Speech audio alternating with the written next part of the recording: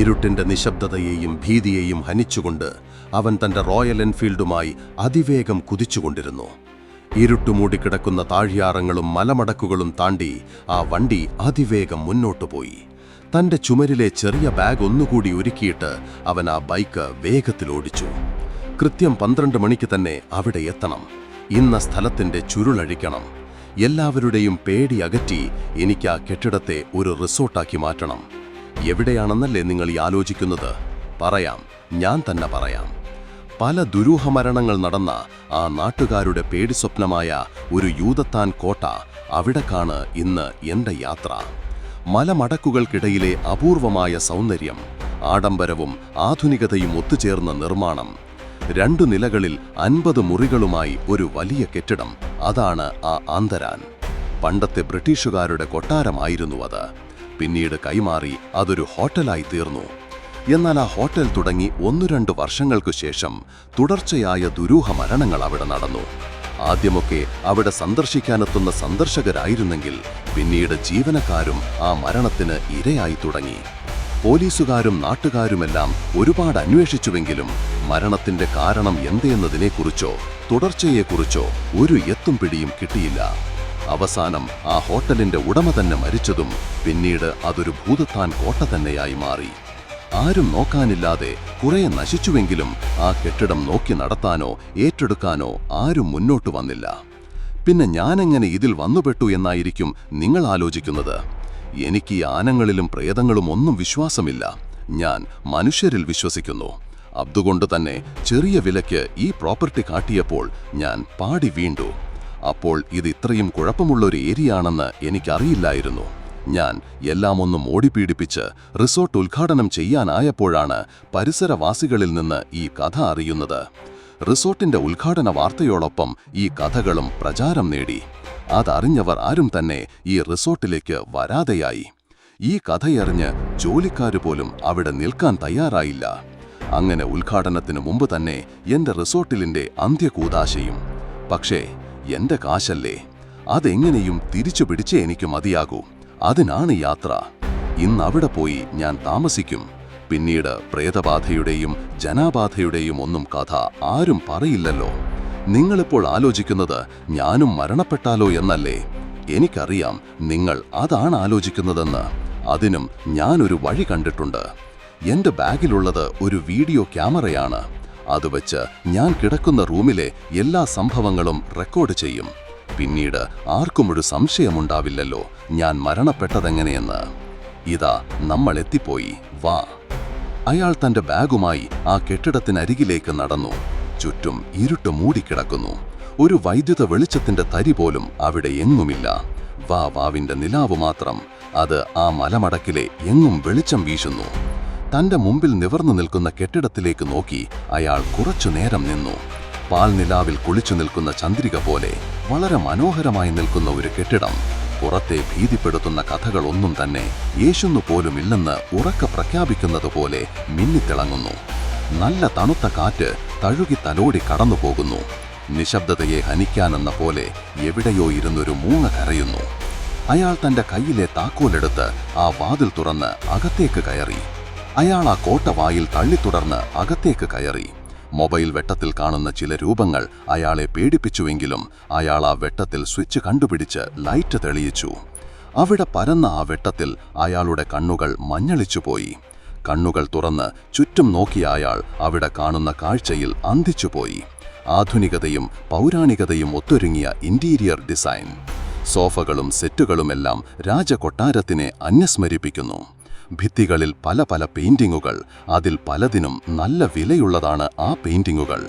എല്ലാം സായിപ്പന്മാരുടെ കാലത്തിലുള്ളതാണെന്ന് അയാൾക്ക് തോന്നി. ഈഴഘാടനത്തിന് മുമ്പുള്ള മെയിൻ്റനൻസ് നടത്തിയതുകൊണ്ട് തന്നെ ഹോട്ടൽ അത്യാവശ്യം വൃത്തിയിലായിരുന്നു കിടക്കുന്നത്. അയാൾ അവിടെ തന്നെയുള്ള ഒരു റൂമിലേക്ക് കയറി തന്റെ സാധനങ്ങൾ വെച്ച് നിവർന്നവൻ ആ മുറിയാകെ ഒന്ന് കണ്ണുകൾ ഓടിച്ചു. റൂമിന് നടുക്കായി കിടക്കുന്ന ഒരു വലിയ കട്ടിൽ, ഒരു സോഫ സെറ്റും റൂമിലുണ്ട്. ചുവരിൽ വലിയ ഒരു അലമാര. കൂടാതെ ഭൂമിക്കകത്ത് നന്നേ പ്രത്യേകമായി സജ്ജീകരിച്ചിരിക്കുന്ന ഡ്രസ്സിംഗ് ഏരിയ, ടിവിയും ചെറിയൊരു ഫ്രിഡ്ജും. ബാത്റൂം ഇന്നാണ് ആ റൂമിലെ സൗകര്യങ്ങൾ. റിസോർട്ടിനായി ഒന്ന് മെയിൻ്റനൻസ് ചെയ്തതുകൊണ്ട് തന്നെ സൗകര്യങ്ങൾക്കൊന്നും കുറവുമുണ്ടായിരുന്നില്ല. അവൻ ആ അലമാര തുറന്നു നോക്കിയതും കണ്ട ഒരു ബെഡ്ഷീറ്റ് എടുത്ത് ആ ബെഡിലീ വിരിച്ചു കയറിക്കിടന്നു. യാത്രയുടെ ക്ഷീണവും ശരീരത്തിന്റെ തളർച്ചയും മൂലം അവൻ പെട്ടെന്ന് തന്നെ ഗവേയമായ ഉറക്കത്തിലേക്ക് വഴുതി വീണു. സമയം കടന്നുപോയിക്കൊണ്ടിരുന്നതും പുറത്തെ പ്രകൃതി മാറ്റങ്ങൾ സംഭവിച്ചു തുടങ്ങി. ശാന്തമായിരുന്ന പ്രകൃതി രൗദ്രഭാവം പൂണ്ടു. ആകാശത്തിലെ പാൽനിലാവിനെ കാർമേഘം വന്നു മറച്ചു. കടവാവലുകൾ പേടിയോടെ പറന്നുയർന്നു. ദൂരെയായി കുറുനരികൾ ഊരിയിട്ടു തുടങ്ങി. കാറ്റുപോലും ഭീകരമായി വീശിത്തുടങ്ങി. പുറത്തെ മാറ്റങ്ങളൊന്നുമറിയാതെ ഈ സമയവും അവൻ അകത്ത് നല്ല ഉറക്കത്തിലായിരുന്നു. തന്റെ ക്യാമറയുമായി ഈ സമയം ഒരുവൻ പുറത്തെല്ലാം കറങ്ങുകയാണ്. പെട്ടെന്നാണ് അവന്റെ മുമ്പിൽ ഒരു പെൺകുട്ടി വന്നത്. വെള്ള ഉടുപ്പും തൊപ്പിയുമിട്ട ഒരു പെൺകുട്ടിയായിരുന്നു അവൾ. കണ്ടാൽ തന്നെ അറിയാം ഒരു സായിപ്പ് കുട്ടിയാണെന്ന്. ശരിക്കും ഒരു ബാർബി ഡോളിനെ പോലെ ഇരിക്കുന്നു സുന്ദരി എന്നല്ല, വളരെ വളരെ സുന്ദരി എന്നാണ് പറയേണ്ടത്. ആ വെളുത്ത ഉടുപ്പ് പോലും അവളുടെ അഴകടവുകൾ എടുത്തു കാണിക്കുന്നു. പുഞ്ചിരിയാണെങ്കിൽ നിലാവിനേക്കാൾ മനോഹരം. കണ്ണുകൾ കുഞ്ഞു മിന്നാമിന്നിയെപ്പോലെ അനും നീല. അവൻ ആ സൗന്ദര്യത്തിൽ മതിമറന്നു നിന്നതും അവൾ അവനരികിലേക്ക് നടന്നെത്തി. വിക്ടർ, അവൾ അവനെ സ്നേഹത്തോടെ വിളിച്ചു. എന്നാൽ അവനതാരാണെന്നും മനസ്സിലായില്ല. വേറെ ആരെയെങ്കിലും ആയിരിക്കും അവൾ വിളിച്ചതെന്ന് കരുതി അവൻ പുറകിലേക്ക് തിരിഞ്ഞു നോക്കി. എങ്കിലും അവിടെ ആ പരിസരത്തെങ്ങും ആരുമുണ്ടായിരുന്നില്ല. വിക്ടർ, നീ എന്നെ ഓർക്കുന്നില്ലേ? ഞാനാണിത്, നിന്റെ എൽസ മാഡം. നിങ്ങൾക്ക് ആളുമാറിയതാണ്. എന്റെ പേര് വിക്ടർ അല്ല, വിഘ്നേഷ്, വിക്കി എന്ന് വിളിക്കും. അല്ല, നീ എന്റെ വിക്ടറാണ്, എന്റെ മാത്രം വിക്ടർ. അല്ല മാഡം, നിങ്ങൾക്ക് ആളുമാറിയതാണ്. ഞാൻ വിക്ടർ അല്ല, വിഘ്നേഷ്, വിനേഷ് ശിവൻ. അല്ല, നീ എന്റെ വിക്ടറാണ്. നീ എനിക്ക് അലികിലെത്തുന്ന ദിവസത്തിനായാണ് ഞാൻ ഇത്രനാൾ കാത്തിരുന്നത്. ഇന്നാണത് സഫലമായത്. ഇനി നിന്നെ ഞാൻ എവിടേക്കും വിടില്ല. എനിക്ക് വേണം നിന്നെ. നിന്നോട് കൂടെ എനിക്ക് ഒരുപാട് കാലം ജീവിക്കണം. മാഡം, നിങ്ങൾ എന്തൊക്കെയാണ് ഈ പറയുന്നത്? ഞാൻ വിക്ടർ അല്ല, വിഘ്നേഷാണെന്ന് നിങ്ങളോട്. വിക്കി ചൂടായി തുടങ്ങിയതും അവളുടെ രൂപം ആകെ മാറി. സുന്ദരിയായിരുന്ന അവളുടെ മുഖം ഭീകരമാകാൻ തുടങ്ങി. കണ്ണുകൾ തുറിച്ച് വായിൽ നിന്ന് 2 ദംശകൾ നീണ്ടു. അവളുടെ വൃത്തിയായിരുന്ന വെള്ളയുടുപ്പിൽ ആകെ രക്തം പുരണ്ട് ചുവന്ന വർണ്ണമായി. കൈകൾ അവനിലേക്ക് നീട്ടിയ അവൾ അവന്റെ കഴുത്തിലായി പിടിമുറുക്കി. നീ എന്റെ വിക്ടർ അല്ലെങ്കിൽ ഇനി നീ ജീവിച്ചിരിക്കണ്ട, നിന്നെയും ഞാൻ കൊല്ലും. അവൾ അവനെ നോക്കി അലറിക്കൊണ്ടിരുന്നു. അവളുടെ രൂപവും ഭാവവും അവനെ പസിയുടെ തലത്തിലെത്തിച്ചു. അവനൊന്ന് അലറാൻ പോലും കഴിയാതെ അവൾ അവന്റെ കഴുത്തിലായി ഇവക്കി പിടിച്ചിരുന്നു. അവൻ കുതിർന്നതിനനുസരിച്ച് പിടിമുറുക്കിയവൾ പതിയെ അവളുടെ മുഖം അവന്റെ കഴുത്തിലേക്ക് അടുപ്പിച്ചു. ദംശകൾ പുറത്തേക്ക് നീട്ടിയവൾ അവന്റെ കഴുത്തിലായി തന്റെ മുഖം ചേർത്തു. ദിതിയോടെ കണ്ണുകൾ ഇറക്കി അടച്ചവൻ തന്റെ മരണം മുന്നിൽ കണ്ട് വിറങ്ങലിച്ചു നിന്നു. തന്റെ കഴുത്തിലെ നരമ്പിൽ അവളുടെ ദ്രമിഷ്ഠകളാൽ നോവ് തീർത്ത് ചോര കുടിക്കാൻ തുടങ്ങുന്നവളെ നോക്കി പേടിച്ച വിനേഷ് തന്റെ ഉള്ള സൗണ്ട് മുഴുവൻ എടുത്ത് അലറിക്കരഞ്ഞു. കരച്ചിലിന്റെ കൂടെ അവളുടെ കയ്യിൽ നിന്നും തന്റെ ശക്തി മുഴുവൻ എടുത്ത് പെടഞ്ഞു മാറിയതും അവൻ താഴേക്ക് വീണു. ആ വീഴ്ചയിൽ പേടിച്ച് ചാടി എഴുന്നേറ്റ് അവൻ കാണുന്നത് താൻ കിടന്ന മുറിയും തന്റെ കട്ടിലുമാണ്. അപ്പോഴാണ് അവൻ ആ സ്വപ്നത്തിലെ ഭീകരതയിൽ നിന്നും പുറത്തു വന്നത്. താൻ കണ്ടത് ഒരു സ്വപ്നമാണെന്ന് വിശ്വസിക്കാൻ കഴിയാതെ അവൻ വല്ലാതെ ഭയന്നുപോയി. തന്റെ മുറിയിൽ നിറഞ്ഞു നിൽക്കുന്ന അന്ധകാരവും ചുറ്റിലുമുള്ള പേടിപ്പെടുത്തുന്ന നിശബ്ദതയും താൻ കണ്ട സ്വപ്നത്തിന്റെ ഭീകരതയുമെല്ലാം അവനെ വല്ലാതെ ഭീതിയിലാഴ്ത്തി. എന്തു ചെയ്യണമെന്നോ എങ്ങോട്ട് പോകണമെന്നോ അവന് മനസ്സിലാവുന്നുണ്ടായിരുന്നില്ല. നിരീശ്വരവാദിയെന്ന് സ്വയം ചമഞ്ഞു നടക്കുന്ന അവൻ അന്ന് രാത്രിയിൽ നന്നായി പേടിച്ചു വിറച്ചു. താൻ കണ്ടതൊരു സ്വപ്നമാണെന്ന് ആശ്വസിക്കാൻ ശ്രമിച്ചെങ്കിലും അവൻ കണ്ട ആ സ്വപ്നത്തിന്റെ ഭീകരത അവനെ വല്ലാതെ ഭീതിയിലാഴ്ത്തുന്നുണ്ടായിരുന്നു. അമ്മ പണ്ടു പഠിപ്പിച്ചു തന്ന പ്രാർത്ഥന മനസ്സിൽ ചൊല്ലി വീണ്ടും അവൻ കട്ടിലിലേക്ക് കിടന്ന് കണ്ണടച്ചു. ഇരുട്ടിനെ ഭയന്ന് അവൻ തന്റെ മുറിയിലെ 0 വാൾട്ട് ബൾബിട്ടുകൊണ്ടാണ് അന്നാദ്യമായി കിടന്നുറങ്ങിയത്. ഉറക്കം ശരിയായില്ലെങ്കിലും അവൻ രാവിലെ തന്നെ എഴുന്നേറ്റു. ഡോർ തുറന്നു പുറത്തിറങ്ങിയതും ഇന്നലത്തെ കാറ്റിന്റെ ഭീകരതയിൽ എന്നതുപോലെ മുറ്റത്ത് ചിതറിക്കിടക്കുന്ന ഇലകളാണ് കണ്ടത്. ഇന്നലെ ഇത്രയും ശക്തിയിൽ ഇവിടെ കാറ്റ് വീശിയിരുന്നോ? താൻ അറിഞ്ഞതുകൂടിയില്ലല്ലോ. തന്റെ സ്വപ്നത്തിൽ ഇവിടെയും ജങ്കരമായ കാറ്റു വീശിയിരുന്നു എന്ന് തോന്നുന്നു. അതുപോലും അറിയാതെ താൻ എന്തൊരു ഉറക്കമാണാവോ ഇറങ്ങിയത്. പുറത്തെ കാഴ്ചകളിലേക്ക് കണ്ണിന് നിന്നവൻ മുമ്പിൽ കാണുന്ന കാഴ്ചയിൽ സന്തോഷവാനായി. സൂര്യൻ മലമുകളിൽ നിന്നും ഉദിച്ചുയരുന്നു. ആ പ്രകാശകിരണങ്ങൾ മഞ്ഞുകണങ്ങളിൽ തട്ടി പുഞ്ചിരിയാകുന്നു. വലിയ ചെമ്പകമരം, അത് നിറയെ പൂത്തുനിൽക്കുന്നു. ആ പൂക്കളിൽ നിന്നും നവസാരം അവിടെ പടർന്നിരിക്കുന്നു. മലകളിലെല്ലാം കോട മൂടിക്കിടക്കുന്നു. അയാൾ ആ പ്രകൃതിയുടെ ഭംഗി ആവോളം തന്റെ കണ്ണുകളിൽ നിറച്ചു. ഒരു ചായ കിട്ടിയിരുന്നെങ്കിൽ അയാൾ സ്വയം പറഞ്ഞതും. അയാൾ ധൃതിയിൽ അകത്തേക്ക് കയറി തന്റെ ഡ്രസ്സു മാറി വേഗത്തിൽ ആ ബംഗ്ലാവും പുട്ടി വഴിയിലൂടെ മുന്നോട്ടു നടന്നു. ഒരു വണ്ടിക്ക് വരാൻ മാത്രം വീതിയുള്ള ഒരു റോഡാണത്. ഇരു സൈഡും കാടുകയറി വളർന്നിരിക്കുന്നു. കോൺക്രീറ്റ് റോഡായതുകൊണ്ട് തന്നെ കാടുകളൊന്നും റോഡിലേക്ക് വ്യാപിച്ചിട്ടില്ല. രാത്രിയിൽ വന്നതുകൊണ്ട് തന്നെ ഇതൊന്നും അയാൾ ശ്രദ്ധിച്ചിരുന്നില്ല. അയാൾ കൈകൾ വീശി ഒരു എക്സർസൈസ് എന്നതുപോലെ നടന്നു തുടങ്ങി. പോകുന്ന വഴിയിലുള്ള കാഴ്ചകളെല്ലാം ആസ്വദിച്ച് ആഹാരത്തോടെയാണ് ആ നടപ്പ്. തന്നിലേക്കടിക്കുന്ന കടുത്ത തണുപ്പിനെ കൈവീശി അകറ്റുന്ന പോലെയാണ് ആ നടപ്പ്. കുറെ നേരത്തെ നടത്തത്തിന് ശേഷം അയാൾ ആ ഗ്രാമത്തിലുള്ള ഒരു ചായക്കടയുടെ മുമ്പിലെത്തി. പാടുമേഞ്ഞ ഒരു ചെറിയ കടയാണിത്. അധികം ആജുകളൊന്നും വരാറില്ലെന്ന് കാണുമ്പോഴേ അറിയാം.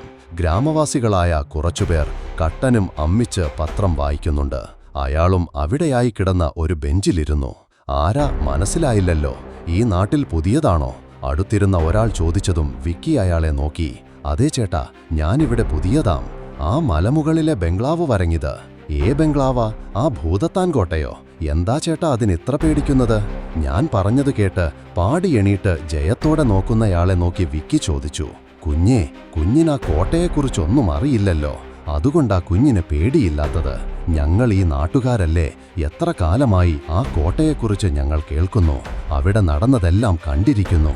അതാ ഞങ്ങൾക്ക് പേടി. കുഞ്ഞിപ്പോൾ വരുന്ന വഴിയാണോ? അല്ല ചേട്ടാ, ഞാൻ ഇന്നലെ രാത്രിയിലെത്തി. ഇന്നലെ അവിടെയാ കിടന്നത്. എന്റെ കർത്താവേ, കുഞ്ഞിനൊന്നായി പറയുന്നത്. അവിടെയാണോ ഇന്നലെ കുഞ്ഞ് കിടന്നത്? എന്നിട്ട് കുഞ്ഞിനൊന്നും പറ്റിയില്ലല്ലോ? ഇല്ല, ഒന്നും പറ്റിയില്ല. അങ്ങനെ വരാൻ വഴിയില്ലല്ലോ. ഞാൻ സത്യമാ പറഞ്ഞത്, ഒന്നും പറ്റിയില്ല. ഞാൻ നല്ല സുഖമായി ഇറങ്ങി. മോനെ, അവിടെ താമസിക്കാൻ കൊള്ളില്ല. ഇനി താമസിക്കോണ്ട കേട്ടോ. മോന്റെ ജീവൻ ഇന്ന് പറ്റിയില്ലല്ലോ, നാളെ എങ്ങനെയാവുമെന്ന് അറിയില്ല. അതുകൊണ്ട് മോൻ അവിടെ താമസിക്കണ്ട. അത് പറ്റില്ല പേട്ടാ. എനിക്കവിടെ താമസിച്ചു നിങ്ങളുടെയൊക്കെ ഭീതി മാറ്റണം. എന്നിട്ട് വേണം എന്റെ റിമാട്ട് എനിക്ക് പ്രവർത്തിപ്പിക്കാൻ. അത് പ്രവർത്തിച്ചു തുടങ്ങിയാലേ എന്റെ കാശിന്റെ പ്രശ്നങ്ങൾ കാശല്ല കുഞ്ഞെ, പ്രധാനം ജീവനാണ്. അല്ല ചേട്ടാ, ഈ ലോകത്ത് ജീവിക്കണമെങ്കിൽ പണം ആവശ്യമാണ്. എന്റെ പണം മുഴുവൻ ഞാൻ ഇതിലാണ് ഇൻവെസ്റ്റ് ചെയ്തിരിക്കുന്നത്. അതെനിക്ക് തിരിച്ചു പിടിക്കണം. അതിനുവേണ്ടിയാണ് ഞാൻ അവിടെ താമസിക്കാനെത്തിയത്. നിങ്ങളുടെ അന്ധവിശ്വാസമെല്ലാം എനിക്ക് മാറ്റിയെടുക്കണം. അതിനുവേണ്ടിയാണ് ഞാൻ അവിടെ താമസിക്കുന്നത്. മോനെ, ഞാൻ പറയുന്നതൊന്ന് കേൾക്ക്. പറ്റില്ല ചേട്ടാ. വിക്കി തന്റെ മുമ്പിലെത്തിയ ചായ ദേഷ്യത്തോടെ കുടിച്ച് ആ ചായക്കടയിൽ നിന്നും പുറത്തേക്കിറങ്ങി. എന്റെ ഔസോ, തനിക്ക് എന്നതിന്റെ സൂക്കേടാടോ? അയാളുടെ ഇഷ്ടത്തിനല്ലേടാ അവിടെ താമസിക്കുന്നത്. നമ്മൾ പറയാനുള്ളത് പറഞ്ഞു. അയാൾക്കനുസരിക്കാൻ താല്പര്യമില്ലെങ്കിൽ അയാളുടെ ജീവനല്ലേ പോകുന്നത്. നമ്മൾക്ക് എന്തു ചെയ്യാൻ കഴിയും? എന്നാലും എങ്ങനെയാ ദാമോ ഒരു ജീവൻ നമ്മുടെ മുമ്പിൽ നിന്നും പൊലിയുന്നത് കണ്ടു നിൽക്കുന്നത്? നമ്മൾ പറഞ്ഞതല്ലേ, അയാൾക്ക് കേൾക്കാൻ തദ്ദേശമില്ലെങ്കിൽ നമുക്കെന്ത് ചെയ്യാൻ കഴിയും? ദാമോ, ഞാനിപ്പോൾ വരാം. അയാൾ വിക്കിയുടെ പുറകെ ഓടി വിക്കിയുടെ ഒപ്പമെത്തി. മോനെ, ഒന്ന് നിക്കണേ. എന്താ ചേട്ടാ, എന്തിങ്ങനെ ഓടി വരുന്നത്? മോനെ, ഇത് മോന്റെ കയ്യിലിരിക്കട്ടെ. ഇത് കഴുത്തിലിടണം. ഒരിക്കലും ഊരരുത് കേട്ടോ. നീ ആരൊക്കെ പറഞ്ഞെന്ന് പറഞ്ഞാലും ഈരരുത്. ശരി ചേട്ടാ, ഞാൻ ഊരില്ല. എനിക്കിതിനോട് വിശ്വാസമുണ്ടായിട്ടല്ല പേട്ടാ, ഇത്ര കാര്യമായി തന്നതല്ലേ, അതുകൊണ്ട് മാത്രം. ശരി മോനെ, എങ്കിൽ ഞാൻ പോട്ടെ. സൂക്ഷിക്കണം കേട്ടോ. അയാൾ പോയതും ആ കൊന്ത കഴുത്തിലിട്ടവൻ ബംഗ്ലാവിലേക്ക് നടന്നു. ബംഗ്ലാവിൽ ചെന്നതും വിയർത്തു കുളിച്ചവൻ കുളിക്കാനായി ബാത്റൂമിലേക്ക് നടന്നു. ഡ്രസ്സു മാറി കണ്ണാടിക്ക് മുമ്പിൽ നിന്നു. അപ്പോഴാണ് അവൻ ആ കാഴ്ച കണ്ടതും അവന്റെ മുഖം ഭീതിയാൽ വിളറി, കണ്ണുകൾ ഭയത്താൽ തുറിച്ചു. കണ്ണാടിയിൽ കൂടി കാണുന്ന കാഴ്ച സത്യമോ മിഥ്യയോ എന്നറിയാതെ അയാൾ വല്ലാതെ പേടിച്ചുപോയി.